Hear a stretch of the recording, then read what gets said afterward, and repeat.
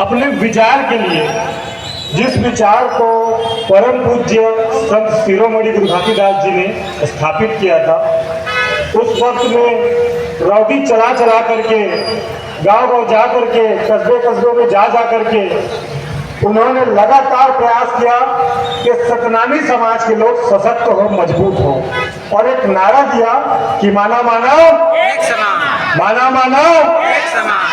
इस विचारधारा को घर घर पहुंचाने का काम किया।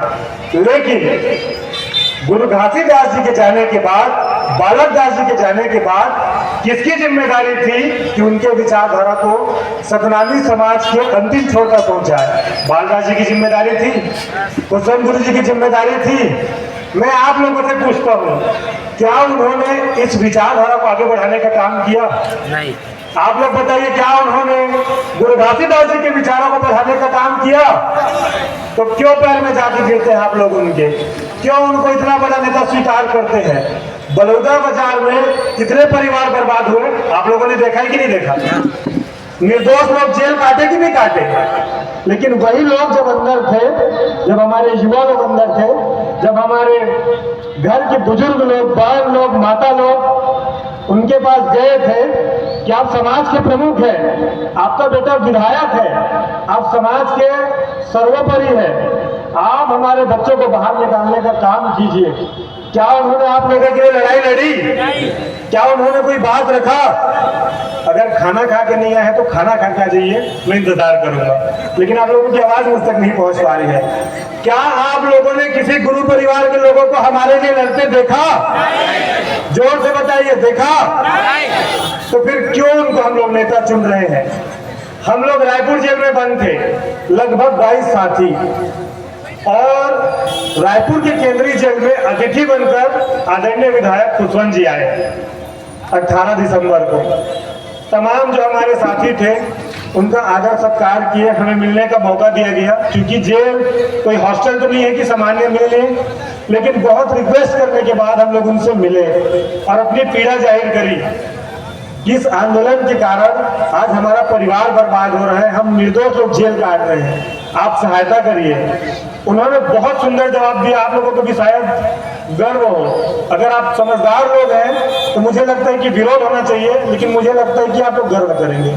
उन्होंने ये कहा कि मेडिकल लगाइए और निकल जाइए। इसका मतलब समझते हैं आप? इसका मतलब मंच के साथी समझ रहे हैं, वो हंस रहे हैं। इसका मतलब ये होता है, या तो आप पूर्ण रूप से बीमार पड़ जाइए तो आपको जेल के बाहर अस्पताल लेके जाया जाएगा, या तो आप आत्महत्या करने की कोशिश करिए, अंतिम छोर में आ जाएंगे तो आपको निकाला जाएगा, या कोई आपको गहरा बीमारी हो जाए जिसमें आप मरने के लायक हो जाए तो जेल से बाहर आपको बेल दिया जाएगा।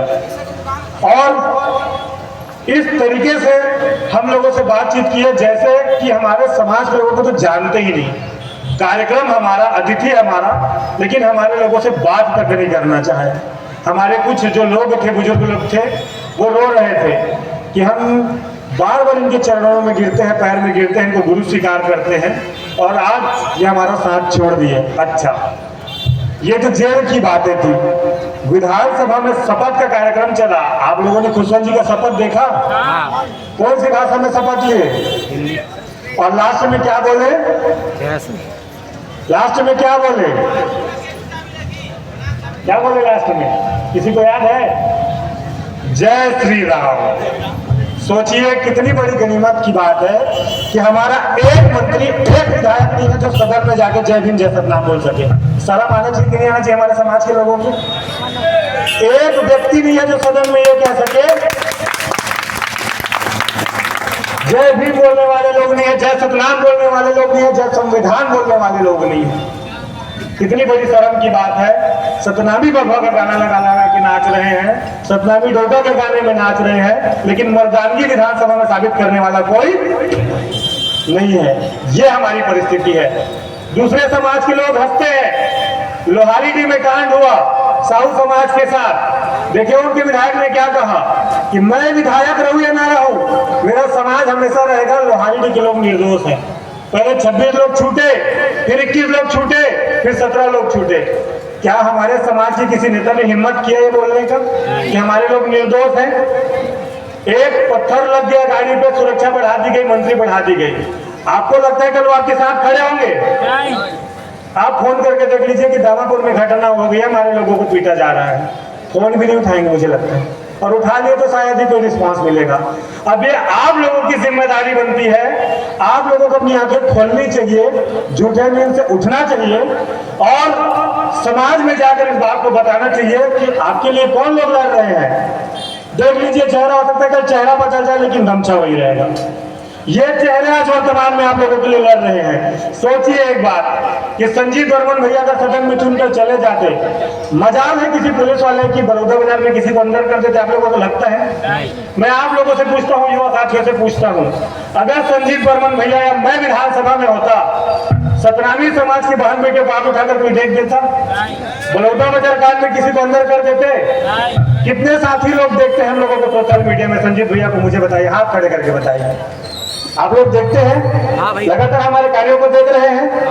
अगर हम सदन में पहुंच जाएंगे, आप लोग मजबूत होंगे कि नहीं होंगे? हाथ खड़े करके बताइए।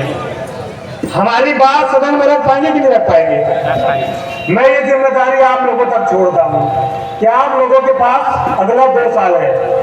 2 साल में आप लोग परखिए, जानिए। गौतम बुद्ध जी कहते थे कि पहले जानो, छानो, फिर मानो।